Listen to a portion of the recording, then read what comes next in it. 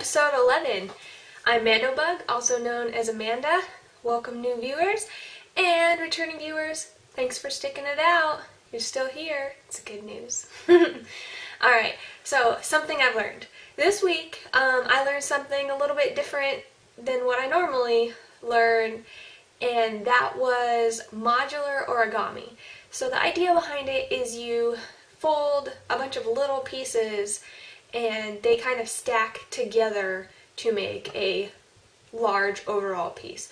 So I just have a couple small pieces here that I can show you.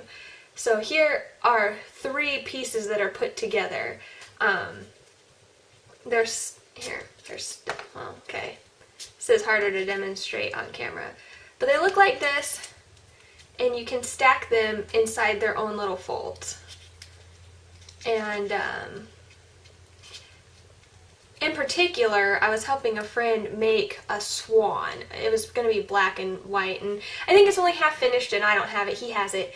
But it's fun, you know. It does take a lot of paper, a lot of patience, you know. Your fingers start to get a little tired after a while, especially because this black paper we were using is cardstock. This is very thick, very sturdy.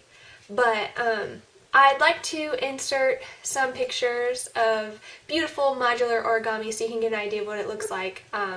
So I'll go ahead and try to insert some pictures here.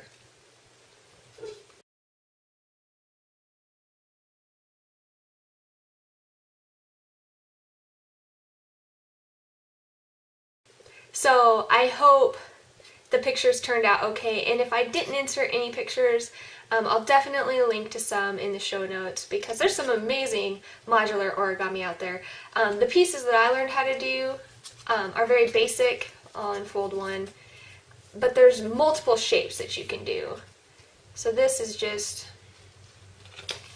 you start out with a little rectangle like this and you fold it into the shape I was using, but there are a bunch of different ways you can do it to have cool outcomes, but something new.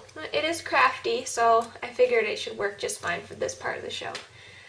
So, on to my works in progress. I have made quite a bit of progress.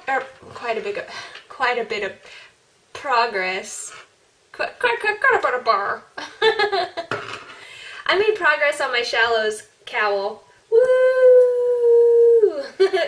So, this is how far I've gotten. It is almost like 3/4 of the way done. It looks the same as I was showing you before. It's hard because it kind of likes to curl up on itself. It really just needs to be blocked for it to turn out the way that it's supposed to. But it's going good. I like the colors, the way the color is working up. It's perfect for my Nerd Wars project because it does. It looks just like red leaves when they start to turn brown at the end of fall. So it's a nice little pattern. It's hard to put down. I very much enjoy working on it. The lace is just so small. Like, you do a lot of stockinette and then you're like, oh, a little bit of lace, and then when you get tired of the lace, it's time for more stockinette. So it keeps you on your toes. It's nice to mark progress with it too. Nice little pattern. So I've also been working on my dissertation for Nerd Wars. I'm still behind, yes, but I'm not as far behind as I've been. So I did the math. If I didn't work on it at all this week, I was going to be 9 inches behind. And right now, I'm only 5 inches behind. So, oh, maybe I was going to be more than 9 inches behind. I'm not sure, but I'm catching up. And I feel like I could maybe knock out 5 inches before next week starts so that I can be right on schedule. But I added MandoBug, crafts, and sheep to the scarf. I used like really skinny worsted weight here. It barely was worsted weight, and so the letters didn't turn out very well for the MandoBug crafts, but that's okay. I needed some color to break it up, so it's nice and colorful. I think this is going to turn out so cute. I'm really excited. It's going to be an awesome, bulky, bright, colorful scarf. So, yay! Progress! I will finish you on time and get full points for my team. I promise. So I've also been making progress on my silk. Let me grab it. I hate it. I hate it so much. But I'm making more progress. I got more on here. Still ugly is all as it's been. It's not attractive. But I'm working. I'm working on it, trying to get better. That's all you really can do, right? Is just try again, try some more. But I finally got the silk off that third bobbin, so woohoo! And then I've started spinning my merino from All of You fibers, the pink and gray stuff. So this has been fun. This is kind of what the fiber looks like. It is dyed like all over the place. There's no clear gradient to it. It's just it's speckled. I guess that's the best way to describe it. It's just like it's speckled all over the place. So I've thought about chain plying it, because you can see on the singles here, they're kind of long. Okay, autofocus is not wanting to work. I'm about to give up on it. Yeah, and that's me giving up. But yeah, the colors are kind of long. So I thought about chain plying it. By the time it's chain plied on itself, it'll probably only be like this much of a color in the yarn, and I don't think that'll look very good. So I think I'm gonna do this random 3 singles plied together regularly and just get speckled yarn, just like the roving is speckled. So that's my plan for now. And this is going to take me a very long time to spin, because I've decided that I really like working with that Malabrigo sock yarn, which is a 3-ply light fingering weight yarn. So that's what I'm trying to spin this like. I'm using a single from the Malabrigo yarn as my gauge for these singles, and they're very, very thin. Come on, autofocus. Give me one more chance. And no. But you can kind of see in its blurriness how thin my singles are. So it's something different for me. But I'm really excited about this. I don't know what I'm going to do with it yet, but it's very pretty colors. And it's coming out surprisingly pretty consistent, so it must be because of all this crazy spinning I've been doing lately with the silk and the art bat. It's just, I won't do that again. Well, I won't do it again in the near future. I'll probably do it again when I'm feeling crazy and bored with 100% of one kind of fiber. Except for silk, it's weird. So those are all my works in progress. For finished objects, I finished the diaper cover set I mentioned I was going to make for my future niece. Here's the hat. This hat is called the Shell Stitch Beanie by the Dainty Daisy. It is a free pattern. It's a nice little lacy looking hat, and this flower is not her pattern, but she links to it. It's a very nice pattern, especially if you like removable flowers. I'm a fan of removable flowers. So see, you got the button, makes it interchangeable. Oh, here's what the flower looks like by itself. So I think that turned out pretty cute. And then I made the matching diaper cover to go with it. So this diaper cover is also a free pattern made by Mickey. I'll link to it. And it is just called Diaper Cover 0 to 3 months. There's not a lot of people who have used this pattern. I'm surprised because it's free. But I've made this like 3 times now and I love it. So there's the button in the middle, and these straps just button right in between the double crochets right onto this button in the middle. So it's a nice little pattern. Small, tiny, cute. I think it'll be nice in my little gift basket that I will be sending my future niece. Ah, so cute. And this is just worsted weight Hobby Lobbies. I love this yarn in 2 different shades of purple. I don't remember the name of them now, so I'll link to my project. You can check it out on there. I've got all my notes on there. So for my other finished object, I finally finished the art bat. Oh! So here it is. It's very camouflagey. So I tried to spin this as consistent as I could, as consistent as possible. But I don't know if you remember a couple episodes ago, after when I bought it, when I was reading all of the contents, this bat had like at least like 10 different fibers in it, including 2 different kinds of locks. Oh my goodness, the locks in this were killing me, man. I am like, okay, I'm very much a perfectionist, and I like things to be consistent and as good as they can possibly be. And I'm not really into the idea of like art yarn. I want something usable. And I mean, art yarn is usable, but you have to have a pattern in mind where it's supposed to show off the art yarn. And I haven't seen very many good patterns out there for art yarn, so I'm not going to spin something I can't use. So I took an art bat, silly me, and tried to make normal yarn out of it. I should have known that wasn't going to happen. But I tried to let it be what it was going to be, but also consistently. So to me, I feel like this is like a tweed, almost, because it's got these like spurts of fiber that just like random, because like the locks would come through as I was spinning, and they just like, they're like this long, and everything else is like this long staple length, and so it like gets by me, and it's like, whoa, where'd you come from? Oh, well, I guess you're just spun in there that way now. So I did pick a lot of the locks out because they were getting on my nerves. I probably won't pick an art bat with locks in it again.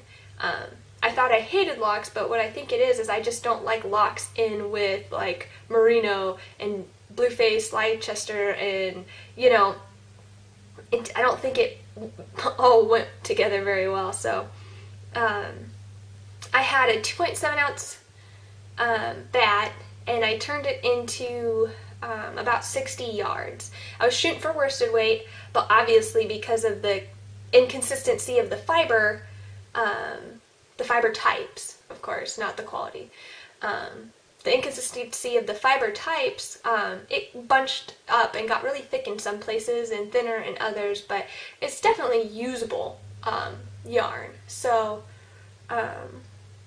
there's that, and I'm so proud of myself. I split up the ounces evenly, and I got so close to not having leftover singles. I chain plied the leftover singles, and I got this baby skein of 5 yards. Can you believe that? I'm so proud of myself. So proud. Oh, only 5 yards of singles left over. Whee! The chain plied yarn, I'll show you, I feel like it was a little more consistent, but maybe it wasn't really.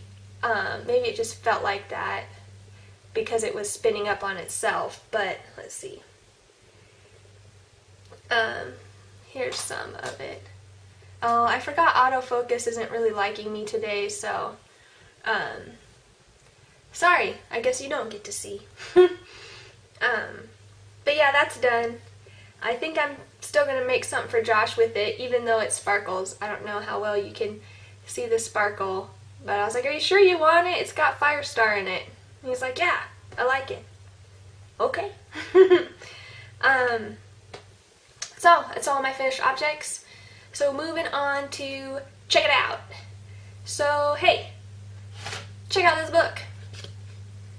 It's a wrap. I got this the beginning of the summer. I went to a local craft store near my mom's house when I was visiting her, and this book is pretty cool. I don't know if you've seen this before, but you're basically making like vases and baskets out of scrap fabric and clothesline. So I picked up this book on sale, like 50% off. That's normally my go-to. I'll buy it if it's on sale. And it's a good book if you want to learn how to do this. It's very user-friendly. It's got a lot of pictures in it, and it's got a bunch of different styles. And so I tried it out. It takes a little bit of time because you have to cut your scraps, So you cut strips of fabric like this. I don't remember if there was a guide on how wide you want your fabric. I just used whatever the book said. And you get your clothesline. I think I just picked up some cheap clothesline from Walmart. And what you do is you take some Elmer's, like a glue stick, put a little on the end, you put it down on the cord, and you start wrapping. And you wrap, and you wrap, and you wrap, and you're wrapping this clothesline, and then you put glue on the end when you run to the end of your strip, and you just keep going. And then that's the long, tedious part. Then you set your sewing machine to a zigzag stitch, and you start zigzagging the cords together. And this is the bowl that I've made. It's not pretty, I'll warn you, but so you start curling the cord that you've wrapped in fabric on itself and zigzag stitching it together. And the angle that you sew it together at determines whether you have a flat round base like this or whether it starts to curl out to make the bowl. So when you get to this bowl part, you're kind of sewing it at an angle to make it go out, and you could close that angle back up to kind of make the vase come back in too if you want. I wanted to make my bowl a little bit bigger than this, but I got tired of wrapping the cord around itself, so I stopped. I mean, it's a pretty good sized bowl though. I mean, it's way bigger than my head, so to give you, I guess, a size comparison. So I had a lot of fun, and now, because I learned how to do this and I have this awesome book, I've been keeping all my scraps because this is a great scrap busting project. Like you can see on this one in the front, like you could do a couple rows of like random colors and do it as a decoration. So, and the clothesline is relatively inexpensive. So I think it makes a nice little project, make a nice little gift basket for somebody. You know, holidays are coming up. So, check it out. Also, I believe they have a second book. So It's a Wrap by Susan Breyer. I think there's a book called It's a Wrap 2.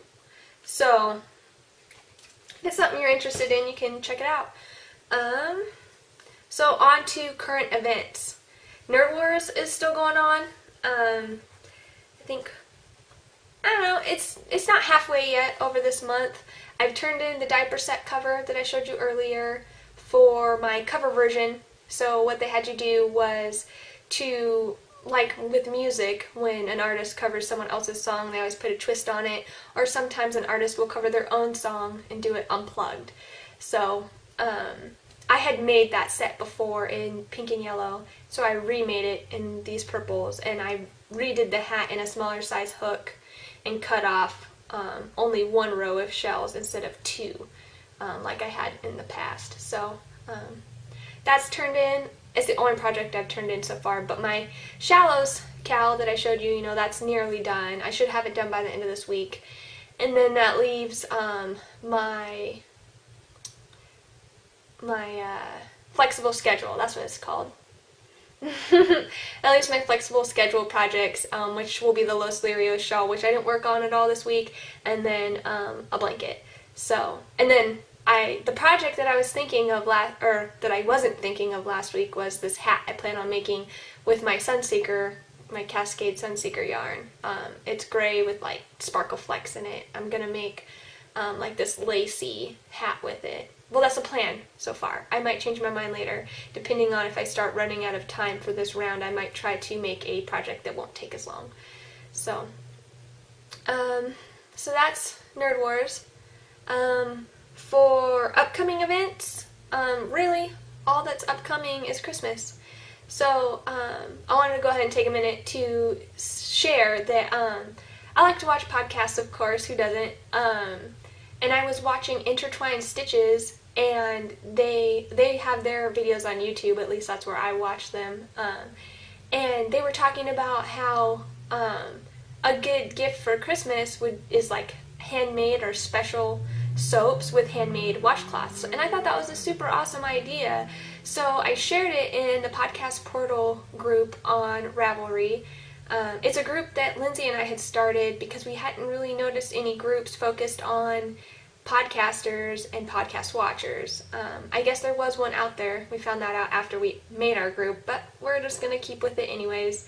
It's always nice to have more than one group out there. You get diversity. So I shared that idea in the group, and I went ahead and asked anyone else what they like to make for Christmas and what they like to receive for Christmas, to just kind of get ideas out there, since we all know it's Christmas gift making time. So I don't know, I might make some washcloths and send them out with some awesome soap.